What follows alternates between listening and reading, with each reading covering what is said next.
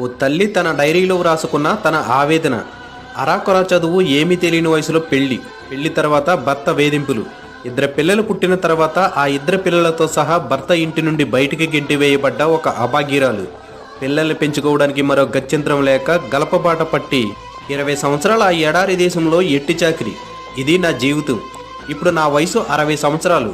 నా పిల్లలు నాలాగా కష్టపడకూడదు, గొప్ప ప్రయోజకులు అవ్వాలి అనుకునేదాన్ని. నిజంగానే ప్రయోజకులయ్యారు. ఎంతలా అంటే నేను కట్టిన ఇంటి నుండి నన్నే బయటకు గెంటేసే అంత.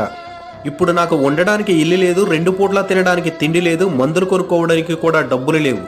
నీకంటూ కొంత దాచుకో అని ఆ రోజుల్లో చాలా మంది చెప్పినా సరే పిల్లలకి తెలియకుండా దాచుకోవడం అది స్వార్థం అవుతుంది అనేదాన్ని. నాలాగా ఎవరి జీవితం అవ్వకూడదు. ప్లీజ్ మీ జాగ్రత్తలో మీరు ఉండండి. చీకటిలో కూడా నీ నీడ నిన్ను ఒంటరిగా వదిలేస్తుంది. స్వార్థంతో నిండిపోయిన ఈ మనుషులు నిన్ను ఒంటరిగా వదిలేయరు అని నమ్మితే అది నీ తప్పే అవుతుంది.